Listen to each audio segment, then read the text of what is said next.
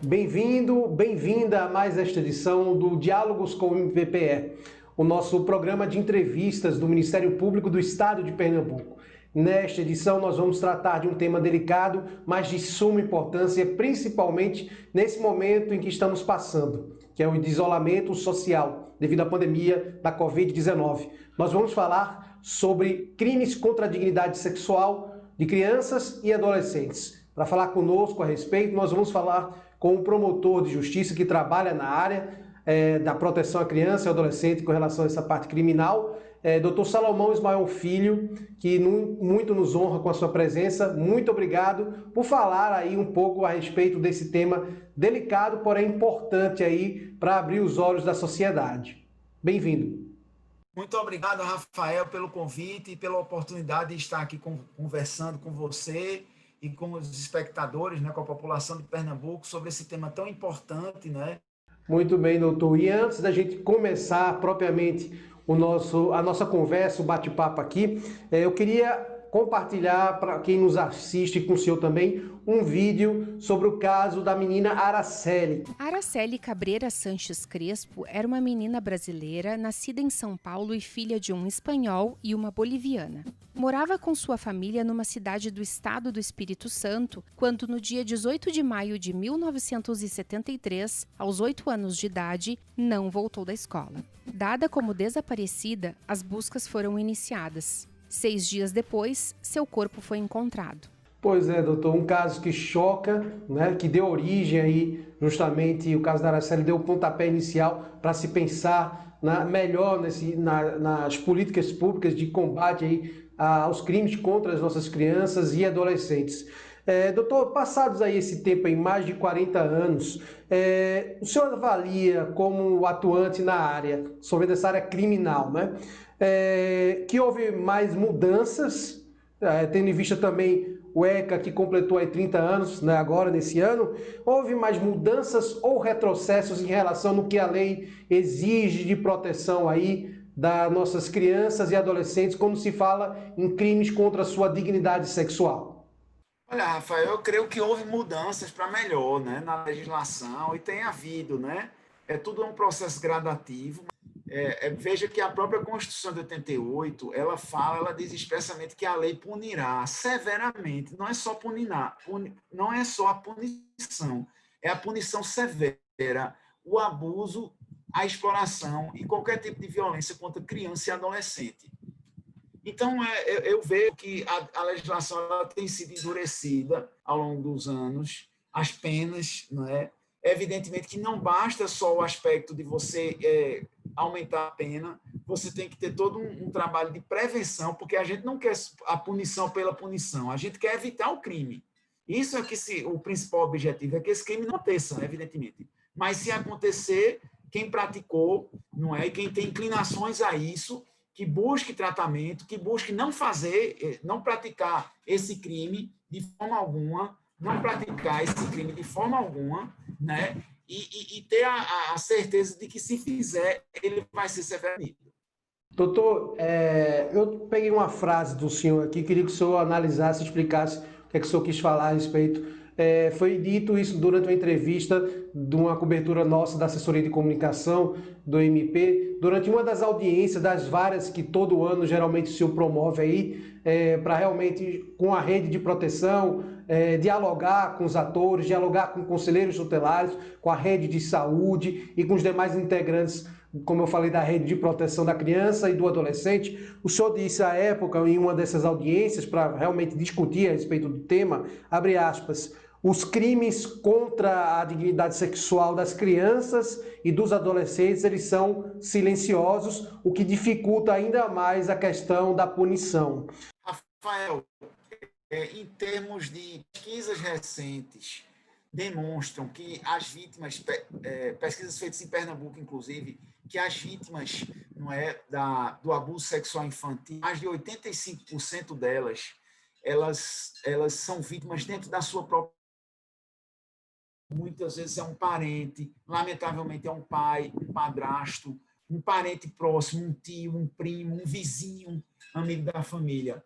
Então, é uma criminalidade. Por que ela é silenciosa? Primeiro, porque o criminoso ele não tem aquele perfil que a gente imagina de ser aquela pessoa má que está andando pela rua e aí pega, sequestra a criança e tem toda aquela... Não, é um criminoso que ele conquista primeiramente a amizade da criança ou o respeito, não é? E imagine alguém que não tem consciência da complexidade que é o ato sexual, de repente começa a sofrer investidas que começam muitas vezes com toques, com insinuações maliciosas, com a exibição de vídeos pornográficos, né, de material de natureza sexual para um infante, uma pessoa que normalmente, pela a pouca idade que tem, não tem ainda preparo nem emocional, nem psíquico para enfrentar aquilo. Então, é algo que, normalmente, esses crimes também são continuados. O estupro de vulnerável ele é um crime continuado, porque o agressor ele vai se impondo aquilo que alguns doutrinadores chamam desse temor reverencial. A vítima tem um respeito. Imagine um pai, um padrasto, começa a fazer um ato para uma vítima que esperava dele respeito, atenção, carinho, dedicação. E, além disso, muitas vezes ele diz, olha, não conte nada a seus pais, não conte nada a sua mãe, porque senão ele vai dizer, vai colocar você de castigo, vai lhe tirar da escola, vai proibir de ver seus amigos, e aí a vítima vai guardando. É aquele silêncio, não é, que vai, na verdade, vai consumindo-a por dentro, até que, em determinado ponto, ela não aguenta e explode. Não é? Isso geralmente ocorre num trabalho de escola, quando vai ser abordada a temática de educação sexual. Às vezes é uma reportagem que o adolescente ou criança está vendo e explode, começa a chorar descontroladamente, e é quando o fato vem à tona. Doutor, entre os anos de 2016 e 2018, o MPPE, junto com a Secretaria de Defesa Social, mapeou aí na capital pernambucana, e região metropolitana também, dados, os bairros que poderiam apresentar maiores índices aí de abusos e exploração sexual de crianças e adolescentes. Vocês, na época, entre esses anos, identificaram que o bairro do Ibura tinha maiores índices de abuso contra a dignidade sexual de crianças e adolescentes, fizeram uma série de políticas públicas, uma delas irem a escolas, fazerem palestras no bairro do Ibura para os agentes, para o conselho tutelar, para os diretores de escolas, para os alunos como um todo, justamente uma educação contra esses crimes, né? Prevenir, né, antes do que remediar. Então, eu queria saber, 2019 continuou com isso, 2020 tem proposta de continuar, e passados esses anos aí de 2016 até agora, o Ibura continua sendo o maior bairro com maiores números, houve uma mudança, qual é a maior problemática aí, baseado na capital? Olha, Rafael, o Ibura, pelo menos até os últimos dados que a gente recebeu no ano passado, continuava. Agora, já seguindo de perto, assim, por exemplo, pela cidade universitária, o próprio bairro de Casa Amarela também.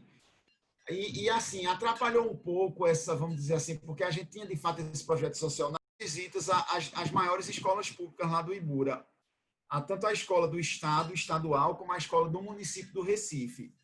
E iríamos já partir para uma nova visita, já estava agendada para o mês, acho que de março desse ano, do fim de março, mas aí houve essa questão da pandemia e parou um pouco, paralisou um pouco isso aí, tá certo?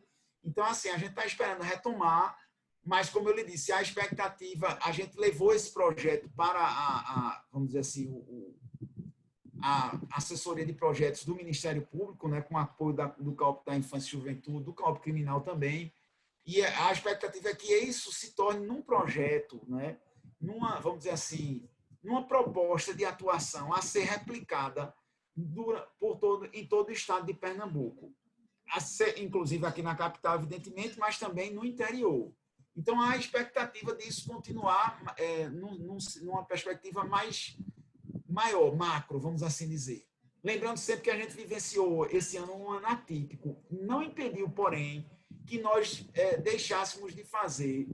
Nós fizemos várias reuniões importantes, agora reuniões específicas, setoriais, usando justamente a plataforma à distância, né, do Google Meet, que é a plataforma institucional, e nós fizemos reuniões com o IML para tratar, por exemplo, de perícias da forma mais humanizada possível, para agilizar perícias, né, nas vítimas dos crimes sexuais infantis. Fizemos uma reunião muito boa também com a Secretaria de Defesa da Infância e Juventude do Estado de Pernambuco, tentando aí separar uma parcela, né, do orçamento para o ano que vem, para que seja dedicada à capacitação de policiais, né? E o fator social, quando eles usam a desculpa do fator social, dos pais ganharem dinheiro em prol da exploração. Aí vem a questão da exploração sexual, o tipo de exploração sexual aí de crianças e adolescentes. No caso, aproveitando o gancho, o senhor já explica aí a diferença entre o crime de abuso e o crime de exploração. E aí, como é que a gente pode comentar quando elas são exploradas pelos próprios pais para trazerem dinheiro através da prostituição infantil? Bem, é um bom momento para a gente fazer essa diferenciação. Não é? A exploração sexual infantil, ela se caracteriza quando existe o elemento da prostituição. Existe um terceiro, né, se aproveitando daquele corpo da criança ou adolescente, mediante, vamos dizer assim, o instrumento da prostituição. Existe um agenciador, muitas vezes alguém que ganha dinheiro com aquilo, e aquele adulto, pontualmente, ele vai lá e explora sexualmente a vítima. Bem, é interessante notar o seguinte, necessário destacar o seguinte: se essa vítima, imaginemos um caminhoneiro, que ele está na estrada e, lamentavelmente, tem uma adolescente ali se prostituindo, e ele pode responder pelo crime de exploração sexual, não é? Se essa menina tiver mais, que é um crime de menor pena do que o estupro de vulnerável, se essa menina tiver entre 14 e 18 anos, se ela for maior de idade, não é crime a prostituição em si, é crime você vamos dizer assim, a função do agenciador, né, do cafetão, vamos dizer assim. Mas a mulher em si prostituir seu corpo, se ela é maior de 18 anos, não é crime no Brasil. Agora, se ela tem entre 14 e 18 anos, sim, caracteriza o crime de exploração sexual de adolescente. Agora, se ela tiver menos de 14, já entra no estupro de vulnerável. Não caracteriza nem a exploração sexual. Ele já responde por estupro de vulnerável se aquela menina tiver menos de 14 anos, que é uma pena bem maior. A pena vai de 8 a 15 anos, para se ter uma ideia. Não é?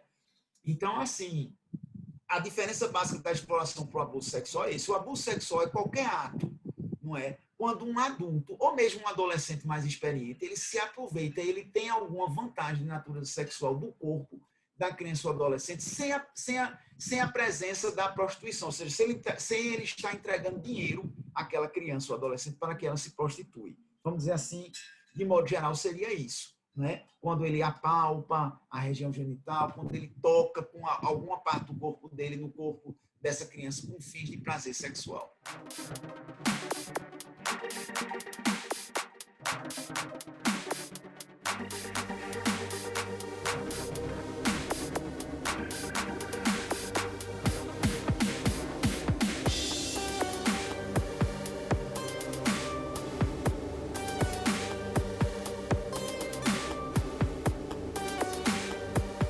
Ministério Público de Pernambuco. Compromisso com a cidadania.